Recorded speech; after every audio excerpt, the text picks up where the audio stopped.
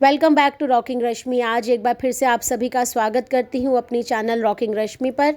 आज जो वीडियो मैं आपके लिए लेकर आई हूँ वो है नवरात्र पूजन में तीसरे दिन पूजन आराधन की जाने वाली माँ चंद्रघंटा की कथा के साथ।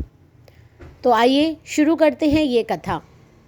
पिंडज प्रवरारूढ़ा चंडकोपास्त्र करयुता प्रसादम तनुते मरहम चंद्रघंटेति विश्रुता।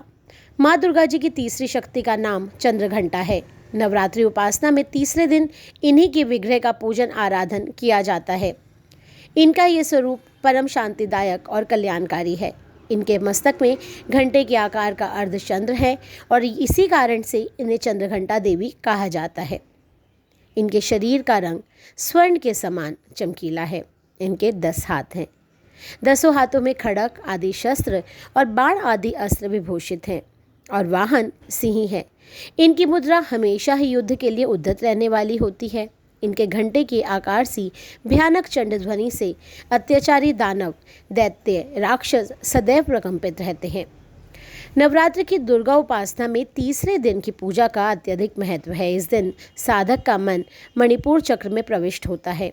माँ चंद्रघंटा की कृपा से उसे अलौकिक वस्तुओं के दर्शन होते हैं। विविध प्रकार की दिव्य ध्वनियाँ सुनाई देती है। दिव्य सुगंधियों का अनुभव होता है। माँ चंद्रघंटा की कृपा से साधक के समस्त पाप और बाधाएं विनष्ट हो जाती हैं। इनकी आराधना फलदायी है। इनकी मुद्रा सदैव युद्ध के लिए अभिमुख रहने वाली है, इसीलिए भक्तों के कष्ट का निवारण ये बहुत ही शीघ्र कर देती हैं। इनका वाहन सिंह है, इसीलिए इनका उपासक सिंह की भांति पराक्रमी और निर्भय हो जाता है। इनके घंटे की ध्वनि सदा अपने भक्तों को प्रेत बाधादि से रक्षा करती रहती है। इनका ध्यान आते ही शरणागत की रक्षा के लिए इस घंटे की ध्वनि निनादित हो उठती है।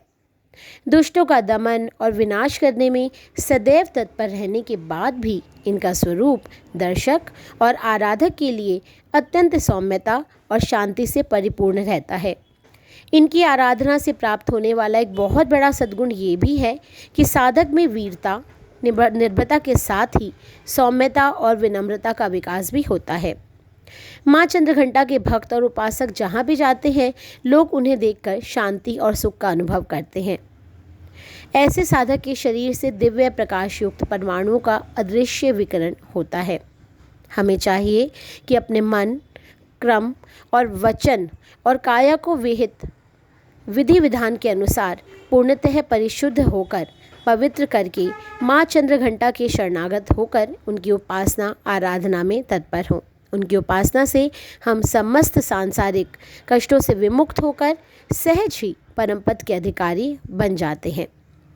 हमें निरंतर उनके पवित्र विग्रह को ध्यान में रखते हुए साधना की ओर अग्रसर होने का प्रयास करना चाहिए। उनका ध्यान हमारे इहलोक और परलोक दोनों के लिए परम कल्याणकारी और सद्गति को देने वाला है। बोलो माँ चंद्रघंटा की जय, नव दुर्गा की जय।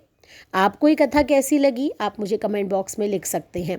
और साथ साथ यदि आपने अभी तक मेरी चैनल को सब्सक्राइब नहीं किया है तो उसे जल्दी से सब्सक्राइब कर लीजिए।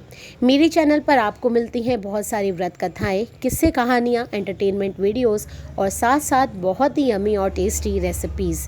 तो इन्हें सब्सक्राइब करने के लिए आपको सिर्फ जो साथ में सब्सक्राइब का बटन है वो दबाना है और साथ साथ जो बेल का आइकन है उसे भी प्रेस करना है, ताकि आगे आने वाली वीडियोस की नोटिफिकेशन आप तक बहुत ही जल्द पहुंच जाए।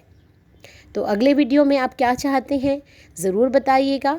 तब तक लगातार 9 देवियों की कथा के साथ आपके साथ रहूँगी ओनली ऑन रॉकिंग रश्मि।